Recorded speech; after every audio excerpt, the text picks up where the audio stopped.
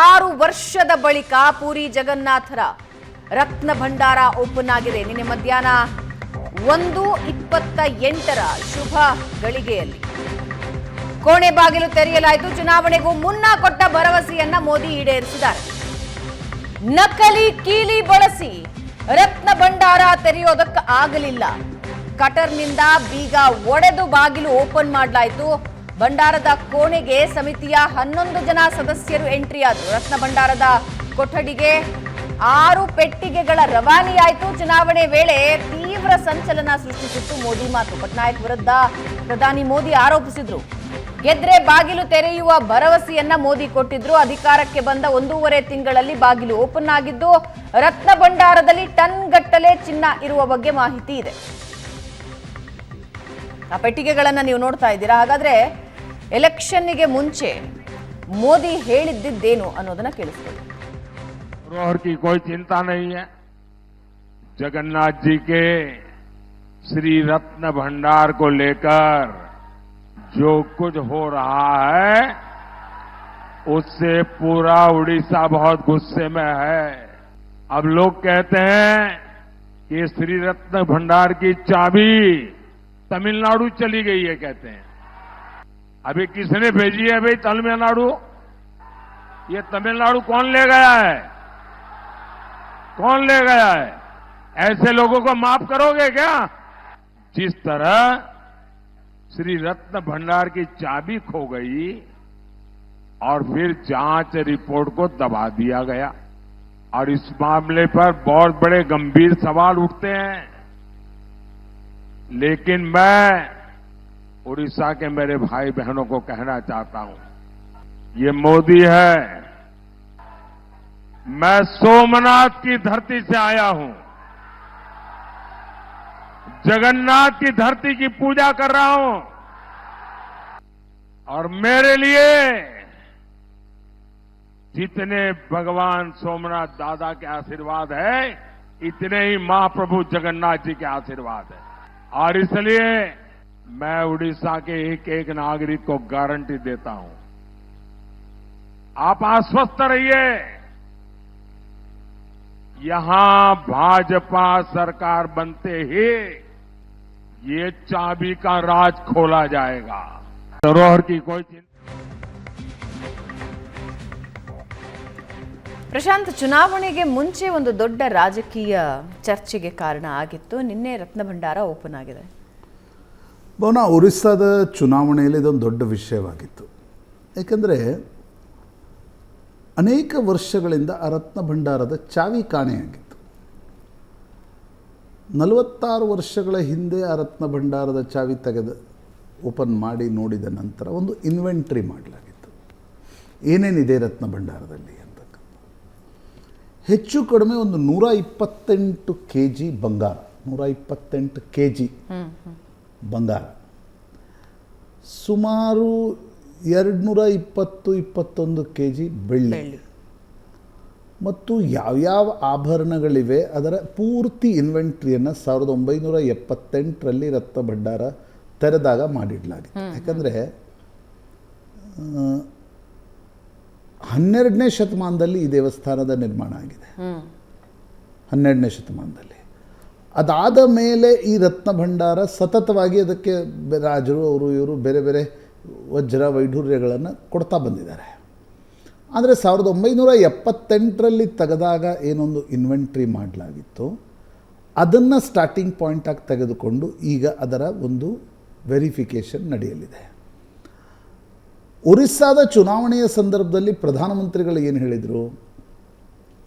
ನವೀನ್ ಪಟ್ನಾಯಕ್ ಅವರ ಜೊತೆಗಿರ್ತಕ್ಕಂಥ ಪಾಂಡ್ಯನ್ ಅಧಿಕಾರಿ ಅವರ ಕಾರಣದಿಂದ ಈ ಒಂದು ಚಾವಿ ಕಾಣೆಯಾಗಿದೆ.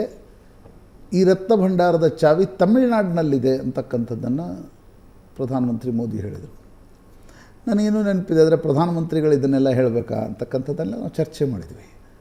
ಅಂದರೆ ಒರಿಸ್ಸಾದ ಚುನಾವಣೆಯಲ್ಲಿ ಈ ಬಾರಿ ವರ್ಸಸ್ ಉಡಿಯಾ ಇದು ಭಾಳ ದೊಡ್ಡ ವಿಷಯವಾಗಿ ಮಾರ್ಪಡಿತು. ನವೀನ್ ಪಟ್ನಾಯಕ್ ವಿಧಾನಸಭಾ ಚುನಾವಣೆಯಲ್ಲಿ ಸೋಲಿಕ್ಕೆ ಪಾಂಡಿಯನ್ ಕಾರಣರಾದರು. ತಮಿಳುನಾಡನ್ನು ತನ್ನ ಮುಖ್ಯಮಂತ್ರಿಯಾಗಿ ಮಾಡ್ತಾರೆ ಅಂತಕ್ಕಂಥ ಮಾತನ್ನು ರತ್ನ ಭಂಡಾರದ ಮೂಲಕ ಸೂಕ್ಷ್ಮವಾಗಿ ಮೋದಿ ಹೇಳಿದ್ರಿಂದ ಇದು ಒಡಿಸ್ಸಾದ ಚುನಾವಣೆಯಲ್ಲಿ ಇಂಪ್ಯಾಕ್ಟ್ ಆಯಿತು.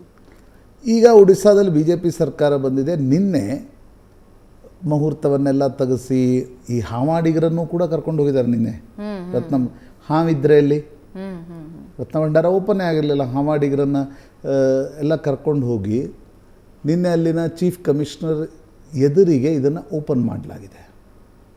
ಈಗ ಅದರ ಇನ್ವೆಂಟ್ರಿ ಆಗಬೇಕು ಮತ್ತೊಮ್ಮೆ ಏನೇನಿವೆ, ಅಥವಾ ರಾಜಕೀಯ ಆರೋಪಗಳನ್ನು ಮಾಡದಂತೆ ಯಾವುದಾದ್ರೂ ಆಭರಣಗಳು ಕಾಣೆಯಾಗಿವೆ. ಯಾಕಂದರೆ ಚಾವಿ ಯಾಕೆ ಕಾಣೆಯಾಯಿತು ಅನ್ನೋ ಪ್ರಶ್ನೆಗೆ ಉತ್ತರನೇ ಇಲ್ಲ. ಹೌದು, ಇಂಥ ಅಂದರೆ 121 kg ಬಂಗಾರ ಅಂತಂದರೆ ಎಷ್ಟಾಯ್ತದು. ಆಮೇಲೆ ನಿಮಗೆ ಎಷ್ಟೋ ಸಾವಿರ ಆಭರಣಗಳನ್ನು ಆ ಇನ್ವೆಂಟ್ರಿ ಉಲ್ಲೇಖ ಮಾಡಿತ್ತು 1978ರಲ್ಲಿ. ನಿಮಗೊಬ್ಬ ಜಿಲ್ಲಾಧಿಕಾರಿ ಆ ಚಾವಿಯನ್ನೇ ಯಾಕೆ ಸರಿಯಾಗಿ ಇಟ್ಕೊಳ್ಳಿಲ್ಲ ಅಂತಕ್ಕಂಥ ಪ್ರಶ್ನೆ ಬರುತ್ತೆ. ಹೌದು, ಹೆಂಗೆ ಕಾಣೆಯಾಯಿತು ಅಂತಕ್ಕಂಥದ್ದು. ಹೀಗಾಗಿ ಕಟ್ಟರ್ಗಳ ಮೂಲಕ ಆ ನಿನ್ನೆ ರತ್ನ ಭಂಡಾರವನ್ನು ಓಪನ್ ಮಾಡಲಾಗಿದೆ. ಅದರಲ್ಲಿ 3 ಚೇಂಬರ್ಗಳಿವೆ. ಒಂದು ಒಳಗಡೆ ಒಂದು ಸ್ಟ್ರಾಂಗ್ ರೂಮ್ ಇದೆ, ಅದರಲ್ಲಿ 2 ಚೇಂಬರ್ಗಳಿವೆ. ಹೊರಗಡೆ ಒಂದು ಚೇಂಬರ್ ಇದೆ. ಆ ಹೊರಗಡೆಯ ಚೇಂಬರ್ನಲ್ಲೂ ಕೂಡ ಸಾಕಷ್ಟು ಸಣ್ಣ ಆಭರಣಗಳಿದ್ವು. ಅದನ್ನು ನಿನ್ನೆ ಶಿಫ್ಟ್ ಮಾಡಲಾಗಿದೆ. ಯಾಕಂದರೆ ಅದು that was not part of 1978 inventory. ಅದನ್ನು ಮಂದಿರದ ಒಳಗಡೆಯ ಒಂದು ಕೋಣೆಗೆ ಶಿಫ್ಟ್ ಮಾಡಲಾಗಿದೆ. ಈಗ ನಿನ್ನೆ ಬರೀ 4 ಗಂಟೆಗಳ ಕಾಲ ಅದನ್ನು ತೆಗೆಯಲಾಗಿತ್ತು. ಈಗ ಮತ್ತೆ ಅದನ್ನು ಈಗ ಸ್ಟ್ರಾಂಗ್ ರೂಮನ್ನು ಓಪನ್ ಮಾಡಬೇಕು. ಓಪನ್ ಮಾಡಿ ಇನ್ನೊಂದು ಮುಹೂರ್ತವನ್ನು ತೆಗೆಸಿ ಅದು ಸಂಪೂರ್ಣವಾಗಿ ಅದರ ಇನ್ವೆಂಟ್ರಿಯನ್ನು ನೋಡಲಾಗತ್ತೆ. ಆಗ ಗೊತ್ತಾಗತ್ತೆ ನಿಮಗೆ 1978ರಲ್ಲಿ ಇದ್ದಿದ್ದು ಈಗ ಇದೆಯೋ ಇಲ್ವೋ ಅಂತ. ಬಟ್ ನೀವು ನೋಡಿ, ನಮ್ಮ ದೇವಾಲಯಗಳಲ್ಲಿ ಹಿಂದೊಂದು ಕಾಲ ಇತ್ತು. ಈಗ ಸೋಮನಾಥ್ ದೇವಾಲಯ, ಇದ್ರ ಮೇಲೆ ಯಾಕೆ ಪದೇ ದಾಳಿ ನಡೆದು ಮೊಹಮ್ಮದ್ ಗಜ್ನಿ ಅವರೆಲ್ಲ ಲೂಟಿಕೋರರೇ. ಅವ್ರು ಯಾಕೆ ದಾಳಿಯನ್ನು ನಡೆಸ್ತಾ ಇದ್ರು? ದೇವಾಲಯಗಳಲ್ಲಿನ ಬಂಗಾರ, ವಜ್ರ, ವಿಢೂರೆಗಳನ್ನು, ಭಾರತದ ಸ್ತ್ರೀಯರ ಮೇಲೆ ಅವ್ರಿಗೆಲ್ಲ ಕಣ್ಣಿತ್ತು. ಅವ್ರನ್ನ ಕರ್ಕೊಂಡು ಅಫ್ಘಾನಿಸ್ತಾನದಲ್ಲಿ ಅನೇಕರನ್ನ ಈಗ ಕರ್ಕೊಂಡು ಹೋಗಲಾಗಿದೆ. ದೋಚಿ ಇವತ್ತು ಅಫ್ಘಾನಿಸ್ತಾನ ಬಿಡಿ, ಅದು ಒಂದು ರೀತಿ ಸ್ಮಶಾನಗಳ ನಗರವಾಗೇ ಪರಿವರ್ತನೆ ಆಗಿವೆ. ಆದರೆ ಭಾರತದ ದೇವಾಲಯಗಳನ್ನು ಲೂಟಿ ಮಾಡಲಿಕ್ಕೆ ಬರ್ತಾಯಿದ್ರು. ಯಾಕಂದರೆ ದೇವಾಲಯಗಳಲ್ಲಿ ಬಂಗಾರವನ್ನು ಇಡಲಾಗ್ತಾಯಿತ್ತು ನಾವು. ಈಗ ಜಗನ್ನಾಥಪುರಿಯಲ್ಲೂ ಕೂಡ ಇಷ್ಟೊಂದು ಅಗಾಧ ಪ್ರಮಾಣದ ಆಭರಣಗಳು ದೊರಕುತ್ತೆ. ಆದರೆ ಅದನ್ನು ನೋಡಿ, ನಮ್ಮಲ್ಲಿ ಈಗ ಮೊನ್ನೆ ತ್ರಿವೇಂದ್ರಂನ ಅನಂತ ಪದ್ಮನಾಭ ಸ್ವಾಮಿ ದೇವಾಲಯದ್ದು ಟ್ರಾವೆಂಕೂರ್ಗೆ ಬರ್ತಾಯಿತ್ತು. ಅಲ್ಲೂ ನಾವು ನೋಡಿದ್ವಿ, ಇಲ್ಲೂ ನಾವು ನೋಡಿದ್ವಿ. ಅಂದರೆ ಅದಕ್ಕೆ ಲೆಕ್ಕನೇ ಇಲ್ಲ. ಲೂಟಿಯಾಗಿ ಬ್ರಿಟಿಷರು ಕೊಂಡು ಹೋಗಿ ಉಳಿದಿರುವಂತಹ ಉಳಿದವರು ಇಲ್ಲಿನವರು ಲೂಟಿ ಮಾಡಿದ್ದಾರೆ. ಈಗ ನಾವು ಮುಸ್ಲಿಂ ದಾಳಿಕೋರರು ಅದಕ್ಕೆ ಬರ್ತಾಯಿದ್ರು. ಬ್ರಿಟಿಷರು ಕೊಹಿನೂರು ವಜ್ರವನ್ನು ತೆಗೆದುಕೊಂಡು ಹೋಗಿ ಲಂಡನ್ ಮ್ಯೂಸಿಯಂನಲ್ಲಿ ಇಟ್ಕೊಂಡಿದ್ದಾರೆ. ಬಹಳ ಬೆಲೆ ಬಾಳುವ ಸಂಗತಿಗಳನ್ನು, ಭಾರತವನ್ನು ಲೂಟಿ ಹೊಡೆದೇ ಯುರೋಪ್ ಸಂಪದ್ಭರಿತವಾಗಿತ್ತು. ಎಷ್ಟು ಸಂಪತ್ತು.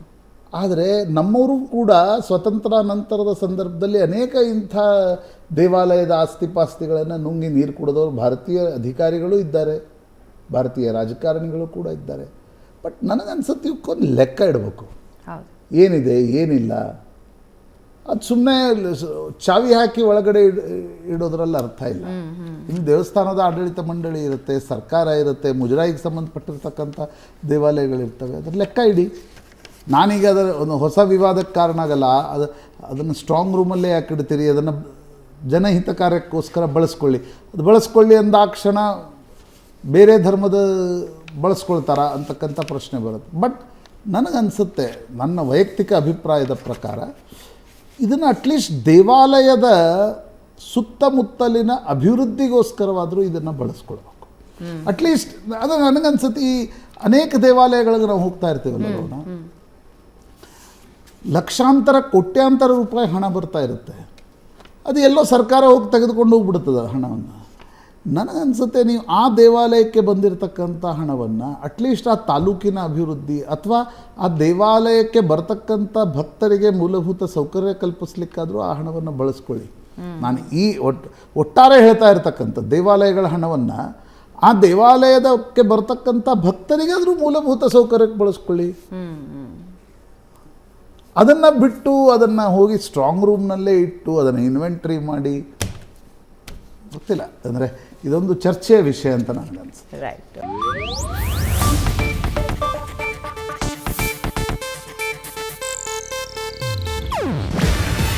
ಇದು ಏಷ್ಯಾನೆಟ್ ನ್ಯೂಸ್ ನೆಟ್ವರ್ಕ್ ಪ್ರಸ್ತುತಿ.